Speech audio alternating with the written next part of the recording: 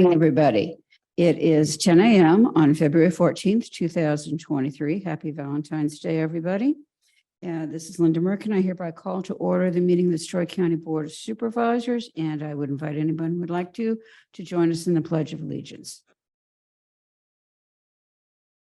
Pledge allegiance to the flag of the United States of America and to the republic for which it stands, one nation, under God, indivisible, with liberty and justice for all. Thank you, everybody. I would entertain a motion for adoption of today's agenda. So moved. And I would second. Any discussion or any changes? If not, Heddens? Aye. Merkin, aye. We have approved the agenda. I'm going to make one quick announcement before opening public comment number one, and that is on behalf of the auditor. The Roland Story School District is holding a special election today to fill a vacancy on its school board. The polls are open until 8 p.m. tonight. Complete information about the election, including all the polling locations and a sample ballot, is available on the county's website. And if you have any questions, please call the auditor's office. Thank you. Now I will open public comment number one. This comment period is for the public to address topics on today's agenda. Is there any member of the public attending here or on Zoom who has a comment? Seeing nobody, I will close public comment number one, and we'll go to agency reports. I'd like to welcome Ryan Santee, the Chief Executive Officer of the Boys and Girls Club, to give the annual report and their ARPA report. Good morning, Ryan. Hello. First, I just want to thank you guys for your ongoing support and funding on behalf of my staff, our families, our members. Without you guys, it would make things much harder for us to continue to do what we're doing for kids around Story County. So thank you. First, I wanted to start off just going over some of our overall numbers from 2022, and this would be both of our Ames Club and the Veda Club. Both of their numbers feed into these numbers that I'm going to go over. Currently, as an organization, we employ 9 full-time staff and 23 part-time staff. The demographics of our club, 38% of our members come from a single family home. 68% of our families come to us with an income level of less than $50,000. In 2022, we provided over 15,000 meals while our kids were at the club. And we were able to hand out over 34,000 pounds of food due to our relationships that we have with the Lincoln Center Hy-Vee, the Food Bank of Iowa, and Bricktown Bakery. We're able to go pick up some food from those guys, and we put it in our lobbies for parents to be able to take home, for them to be able to cook for their kids at home. So it's been great partnerships. With our funding, we get from you guys, Asset, our different fundraisers that we do. We're able to serve our kids for about 60 cents a day. That includes summer and our school year club that we do. Ames program specifically, we served 231 different members at our Ames Clubhouse. We averaged 67 kids a day during the summer and about 77 kids a day during the school year club last year. Overall, we served 798 youth through our community outreach programs. And during those times, we provided approximately 1,500 hours of academic, healthy lifestyles, and character enrichment programming. Our Nevada program, you may not know, in June of 2021, we moved from the Presbyterian Church to Memorial Lutheran here in town. That was a great move for us. It gave us much more space. It allowed us to, even within the building, it gave us more space. It allowed us to expand what we were doing. It put us right next door to Kiwanis Park, which is a much needed green space for us to have the kids to go out and be outdoors and do some different things. Last summer, we were able to add kindergarten through 2nd grade. So now our Nevada Club is kindergarten through 8th grade. So that's been a great addition for us. Last year, we served 75 different members at the Nevada Clubhouse. The average summer attendance was 25. Our school year average attendance was 16. And I'll just give you a little sneak peek into next year, but we're for the last 4 weeks, we've averaged 31 kids a day at the Nevada Club. So we're seeing a great improvement in our attendance. In Nevada, we averaged about 500 hours of academic, healthy lifestyles and character enhancement programs. The numbers are so much different than Ames because of the Nevada Club closes an hour earlier than the Ames Club. And obviously we serve way less kids over here in Nevada than we did in Ames. The other exciting news for our organization is this summer we received $2.7 million from the Nonprofit Innovation Fund that will be administered by the Iowa Economic Development Authority. That grant has been given us to expand services in Ames. The Ames Clubhouse is currently at max capacity. We actually have over 50 kids on our waiting list to get into the club. With that money, we are planning to remodel the existing club that is 25 years old, and we're going to expand to the south. That expansion, we hope, will bring us to a minimum capacity of 165 kids. So we should be able to take care of our waiting list. If fundraising goes well, we're going to build as big as building as we can afford to build to make sure that we can get as much square footage to serve kids as we possibly can. So that is my 2022 Boys and Girls Club report. If there's any questions, I'd love to answer them. I know when you built there, you had to build up because of the floodplain. Are you having to do more of that? Is that going to be okay with the city? Have you talked with them? We have been talking to the city about that. Obviously, we are still in the floodplain. None of those rules have changed because of the work that they've done around the club.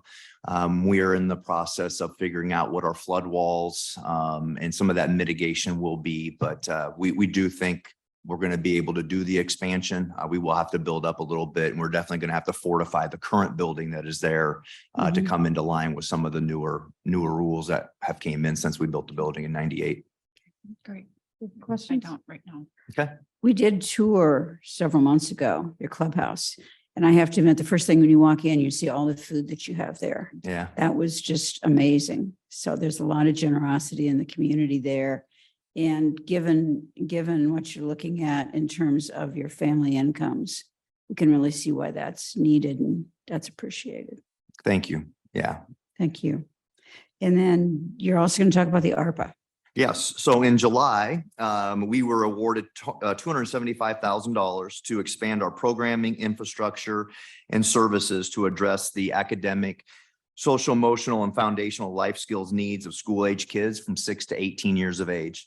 All the falling behind in school from the public health emergency of a couple years ago.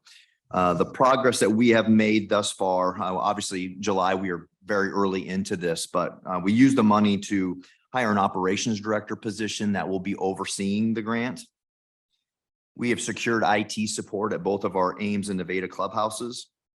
We did make a down payment here in the last couple of weeks to buy the 25 computers, 15 in Ames and 10 over here in Nevada. We have the down payment is done, and we will start installation actually this Friday in the Ames Clubhouse and on the 24th and 25th over at the Nevada Clubhouse. The computers will be going in here in the next 2 weeks.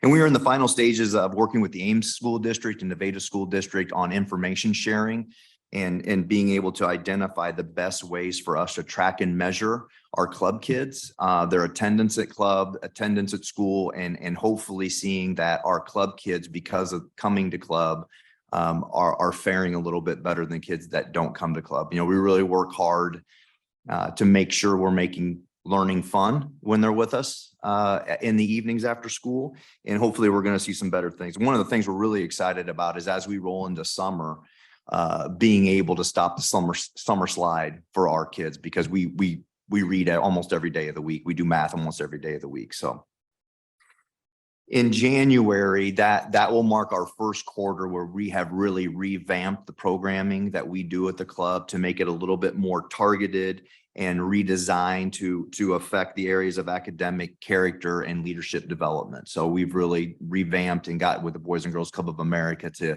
drive those programs for progress for the kids that are going to be a part of this study.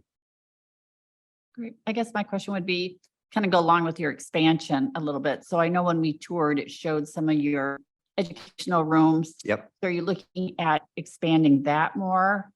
Oh, yes. Yeah. We've been working on a couple different plans. We kind of have our A plan and our A+ plan.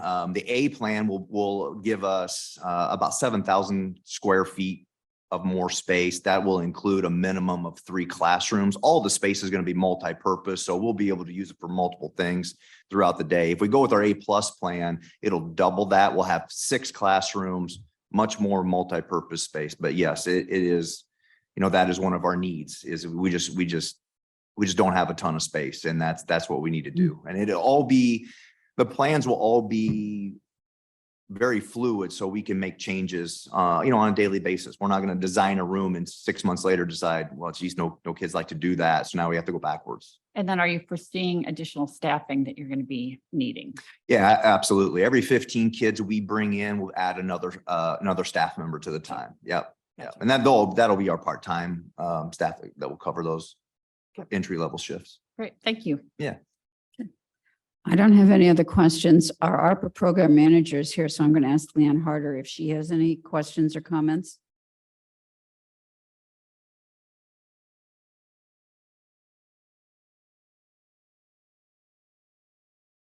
Not really, other than I do want to thank the Boys and Girls Club. They've been kind of my trial run with the claims process, the reimbursement requests. I've appreciated the candid feedback, and we've been working our way through looking at how we do reimbursements. And I think we might have things figured out, reinventing a wheel or creating a wheel, whatever you want to call it. So, but I do want to thank Ryan and the Boys and Girls Club for everything they're doing for the children in Nevada and all of Story County. Mhm. Story County. Thank you. Excellent. The reimbursement process for us, it's we haven't had any problems with it. Good. When we do, and we talk to Leanne about it and we get it worked out, it's been very smooth. Really, I don't feel like any major hiccups on our end that have slowed us down and moving forward with what we need to do. Great, That's good to hear from both standpoints. Thank you. Yeah, thank you. Okay. thank you. Thanks, Ryan. Okay.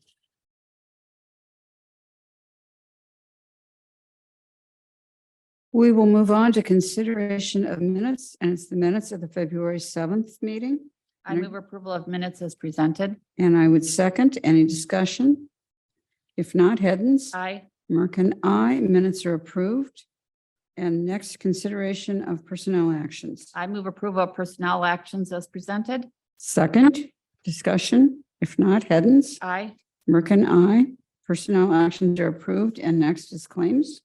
I move approval of the February 16, 2023 claims as presented. Second, Hens, Aye. Merkin, aye. Claims are approved. Next is consent agenda. I move approval of consent agenda items as listed. And I second that. Hens, Aye. Merkin, aye. Claims are approved. We'll now go to public hearing items. There are none listed. And then we'll head on then to additional items. And the first one is discussion consideration of asset funding recommendations for Story County funding for FY24. Sandra King, Director of External Operations and County Services. Good morning. Good morning. So I'm bringing forward assets funding recommendations for FY24. The volunteers have recommended that a total of $4,824.30 be allocated for human services in Story County. As you know, asset is for the analysis of social services evaluation team, and Story County is one of 4 funders, along with the City of Ames, United Way of Story County, and ISU Student Government, that pool their resources to fund human services in the county. You just heard from one of the organizations, Boys and Girls Club. There are also a number of other services that are funded, such as emergency shelter, transportation, childcare, and a number of other services, senior services, youth services, and so forth. The volunteers, along with that recommendation, the county's portion of those allocated funds is $1,663,854. $1,663,854. The county's unallocated general basic dollars will be combined with the city's and United Way's unallocated funds to bring that combined total to $181,650. And this is recommended to be set aside for emergency shelter services. The board is aware that the Bridge Home that currently provides emergency shelter services in the county, that we've been getting some feedback that there is a gap and some unmet needs. And the volunteers are recommending that the funders engage in an RFP process and use that $181,650 to fund that process. So approval is requested of the asset recommendations as indicated and as I've outlined. Are there any questions? Supervisor Hiddens, do you have any questions? I do not. I have no questions either. Do we have somebody who wants to address us?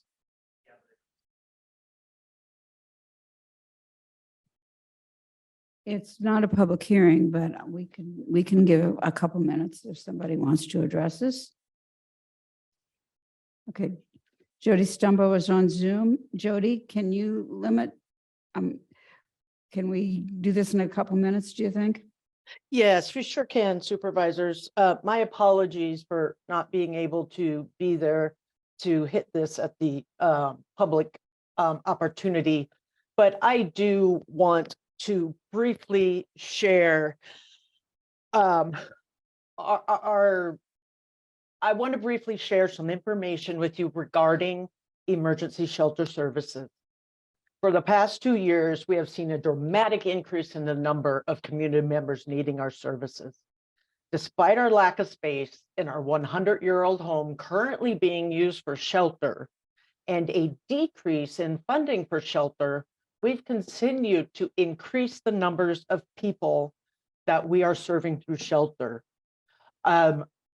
Last year, we served 955 individuals, beating our all-time high, which we reached in FY17. We are on track again this year to serve that same amount of individuals with the facilities and the resources that we have. We've also made several changes in an attempt to cover this gap because we agree with you, there is a gap. We have been talking about that for a couple years now. And so my question lies in, despite the fact that we're increasing numbers served, that we're making steps to fill this gap that we all acknowledge is there, instead of supporting us, recommendations have been to decrease and take away funding, despite the fact that we are serving more people in emergency shelter than we ever have, working diligently to find solutions to serve the growing need. And in addition, while doing that, we housed nearly 500 Story County individuals last year and are on track to do more than that this year.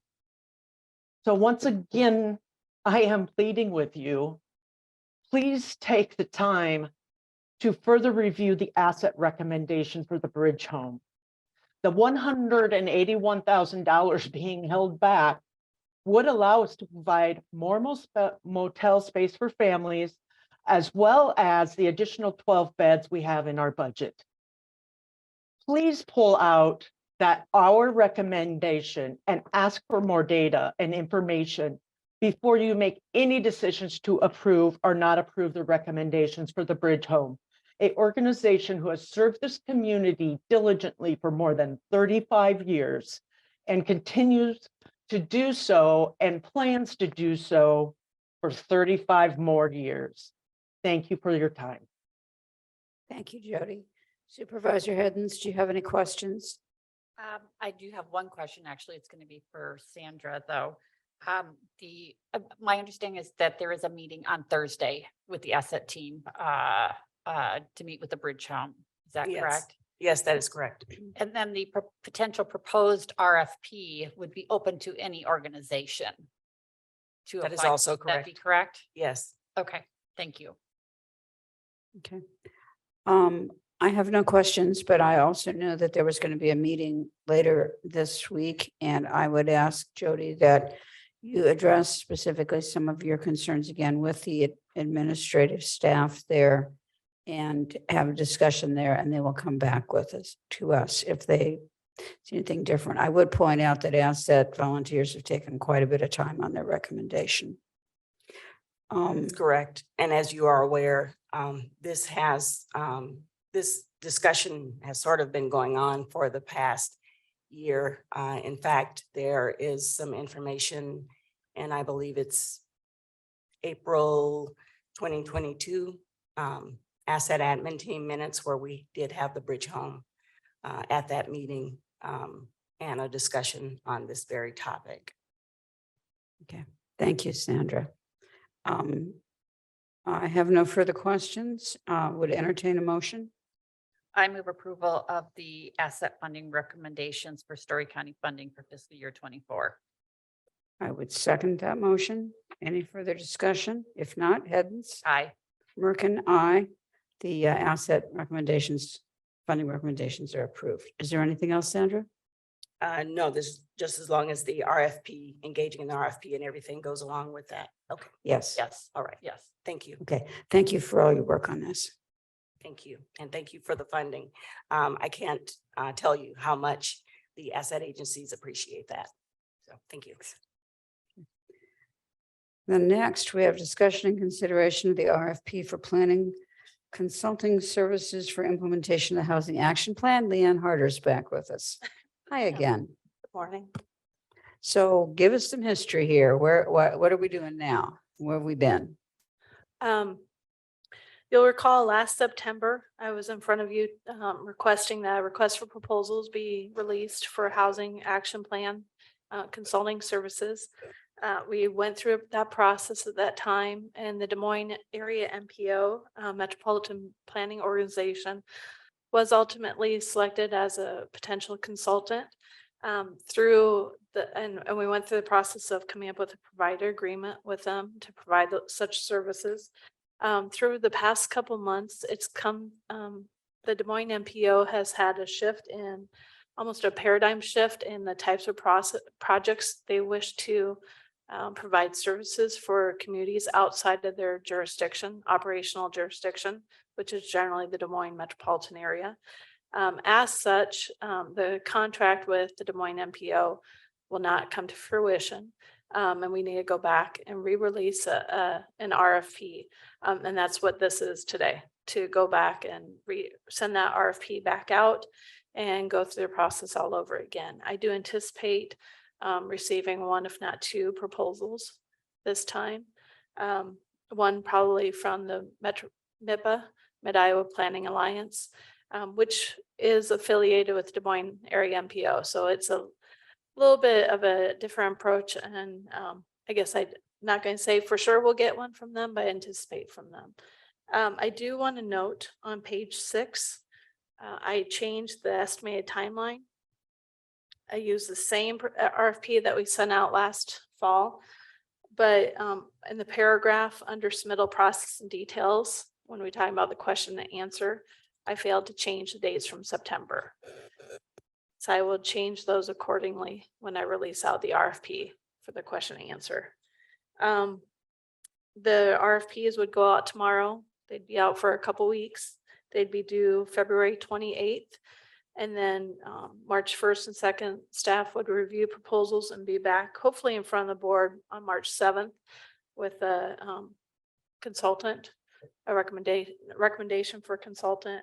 Spend the next couple days working out a contract with that consultant, and then effective start date would be March 14th. So we're definitely a few months behind what I'd hoped. This funding is through ARPA. I would anticipate that was what you had decided last time when we talked about a contract. I think that's it. Are there questions? I don't have any questions. I do not either. So I would entertain a motion. I move approval of the request for proposals for planning consulting services for the implementation of the Housing Action Plan with the noted changes. Second. Any further discussion? If not, Hens? Aye. Merkin, aye. The RFP with the changed submittal dates then is approved. Thank you very much for your work on this, Leanne. Next, we have departmental reports. There are none listed. We have no other reports. Are there any upcoming agenda items, Supervisor Hedens, you'd like to present? I have none either. So then I will open public comment number 2, and that would be for comments from the public on items not on this agenda. The board may not take any action on the comments due to requirements of the open meetings law, but may do so in the future. So I hereby open public comment section. Comment number 2, is there anybody with a comment? If so, please raise your hand on Zoom or come forward in the meeting room. Seeing none, I will close public comment number 2, and we will go on to liaison assignments, committee meeting updates, and any announcements from the supervisors. Supervisor Hedens? Sure. Tomorrow we have the Story County Economic Development Group meeting. Also plan to stop over at Secondary Roads around lunchtime. Thursday, I have Aging Resources meeting, Department Head and Elected Officials meeting, and then the NAACP dinner. Friday, I have a workforce meeting in the morning, and Monday, I believe we are off. We are closed on Monday. Okay, thank you. About the last week, I've been working a lot on the governor's realignment bill, which has a section in it changing community corrections from our local boards of directors to the State Department of Corrections. And there've been a lot of concerns about that. I did go to a subcommittee meeting last week in the Senate, and there will be a House one coming up soon. In addition to the meetings that Supervisor Hedens noted, I have a Straycom meeting tomorrow and a Zoom meeting with all the Community Corrections Board members who can attend and the DOC director Thursday afternoon, then the Freedom Fund banquet Thursday evening, and AEDC board meeting first thing on Friday. And Monday is a county holiday, but I think I may be down with the legislature on that day. So that's kind of what I've got looking at. We're also looking at the property tax bills that the legislature is looking at, which could mean some funding loss for Story County. So we're working on that as well. That's all I have at this point. I think. I thought there was another meeting and no, I don't think we do. Is there anything else? If not, I would entertain a motion for adjournment. So moved. Second, Hedens. Aye. Merkin, aye. We're adjourned. Thank you.